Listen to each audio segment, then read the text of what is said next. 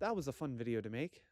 I had fun doing it despite how non-functioning I've been for 2 whole years, and oh, looks like the next poll landed on the Grand Decline. I heard it was a long album. I hope it's maybe like 10 hours, 11 if it's generous. Let's just check the wiki, and for the length. What the fuck? Okay, I know I was going to do the Grand Decline next, but I've been struggling to sit down and continue writing notes for it past the 10th visit. And since I want to keep a decent schedule and enjoy making content again, I'm just going to put it off for a later date. I don't want to just gloss over things and not get the details down right. So instead, we are visiting an album that has been the source of mockery in the community for a good while, which is a shorter album. And it's one that's been scraped off the internet for a decent amount of time. All Pleasantries must conclude. The only way I could access this is from someone's unlisted videos on a playlist somewhere, so thank you to Ty Hooligan for archiving APMC in the original versions of The Dead of the Planet. From what I remember at the time, because this is one of those that was well talked about, it was released by Mason Collects Records and was made on a school account that later had deleted itself and all the videos associated with it. Correct me if I'm wrong in the comments, because my memory of the past 4 years has been quite a blur due to this project is panned for its techniques and technology when it comes to creating it, and we'll see why at the very start. The first thing you notice about this entire thing is the fact that it is mixed like it was made in the 1910s with a wax cylinder that was so poorly damaged that it doesn't really register as music at some points. Everything is heavily distorted and overly bright, which is not the type of vibe I would want from a caretaker-like project such as this. Most of the sampling is quite bland, with a lot of the same styles being used throughout the whole thing. A lot of it doesn't take much of note at this point except B3, which finally has some sort of absence to it, but it's completely ruined by the fact that there's so much damn crackle added that I cannot hear myself think at points. The stage 1 has all of the cliches and none of the gusto, and doesn't match up with any of the things that make a good stage 1. There's no bond between the fond and forgetful. This stage feels more like a stage 1 than anything close to a stage 2. If anything, it's an extension of the first stage, more like a B-side, than anything has to do with the realization and onset of depression throughout the early stages of dementia. There are plenty of different ways to go about a stage 2, and there are plenty of ways to start ramping up things. For example, in the original Everywhere at the End of Time, the usage of longer loops made from emotional orchestral pieces made that feeling of something being off. Another example from the original is the overall tone of the stage, with its ditching of stage 1's dreamlike and spacious atmosphere, instead going for the noisy, melancholic foundation, as though they are slipping away slowly. APMC doesn't have that. Instead, it just keeps the same tone, same looping length, etc. But what grinds my gears about this whole thing is that they opted to include a diagnosis point as D1, and make it the only point on the stage where we actually get some sadness. Up until this point, it was first project struggles, getting to find your footing and all that. Now, it's mostly about this project being completely incompetent with how turntable music works. The entire thing ends and moves on to the next thing way too quickly.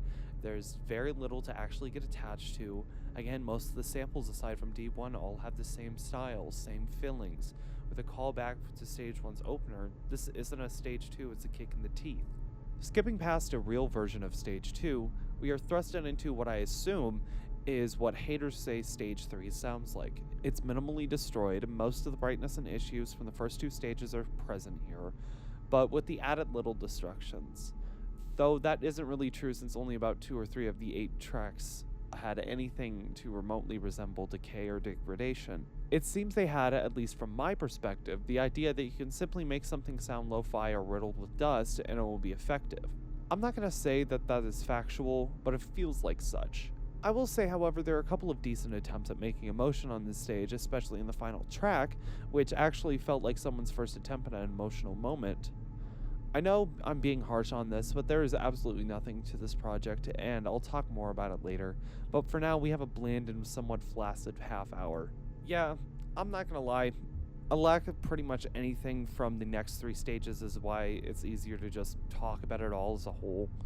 With all 3 stages, there's a lack of understanding throughout of how to actually make effective PA.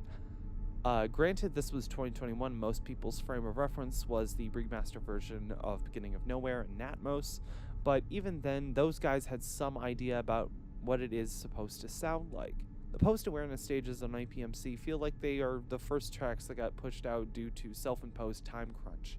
Stage 4, first off, is just massive amounts of static with the occasional clip of audio dropping from either side. G1 and H1 do this quite often, I1 is basically standard as well. I had in my notes that MapRem's comment about fart type beat for H1, and I laughed at that a little bit. But J1 actually has some decent stuff going on, potential, if you will, but it still feels like there is more work that needed to be done. Stage 5 doesn't really have much of anything, and that's not even an exaggeration. From M1 to the very end of the entire project, it is essentially just low rumbles and static. Stage 6, I put down, sounded like a tornado recorded from the inside, and you have the next 15 minutes until terminal lucidity, where the beginning of it is the most irritating tones of a lifetime for giving you Brahms' lullaby. It's a little treat. I explain here that post-awareness on APMC is quite shallow, terrible, and unfinished, and I know you'll probably say something along the lines of, what do you know about PA? A slide to the end of life hasn't even reached PH stages, ever. Shut up, Kay. Okay, because back in November when I was doing some creative endeavors for MiniFest, and I decided to try my hand at post-awareness, and this is what I came up with.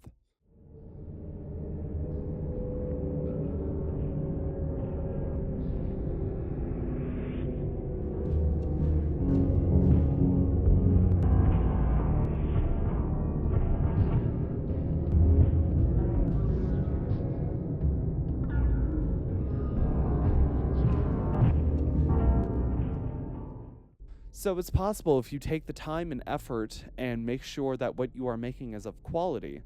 But given the description of 4 and 5, it feels like for the most part it was done in a single day. That's not a recipe for a quality and good project, and to put it further, the original version, since I'm talking about the remaster at this point, was at least interesting and funny to listen to because it was so bad. It looped around to being enjoyed ironically. It was like hearing Angelic to the Core by Corey Feldman, or watching Catatonic Youths. The remaster took out all of the amateur charm and tossed it out of the window, opting to just not make anything at all. There are many issues with this album that are outside of specific stages at all, such as the fact that every fucking track has a 5-second portion of silence at the end of it. Most of the tracks before Stage 4 also have a studio fade out as well. There's very little quality control, and most of the time the songs don't even feel like they're trying to invoke feeling or emotion or pretty much anything worthwhile. There are other versions of this project that were made by others that expanded upon this very unfinished project, but in all honesty, we should have kept this one and just let it die. I was genuinely pissed off because it was not only a waste of time, it was a waste of time even trying to find positives of this project. There aren't any. There is nothing about this that you need to go out and find and listen to. Don't waste 2 hours unless you're like me and want something to get your blood pressure rising. I cannot let this lazy, uninteresting slop get to me anymore, so I'm going to give this project a score of 15 out of 100, putting it safely in the F tier of projects. What are your thoughts on this album? Did you listen to it? If so, let me know in the comments. But for now, a man we've been hearing a lot about lately, Pudd'nhead Jones.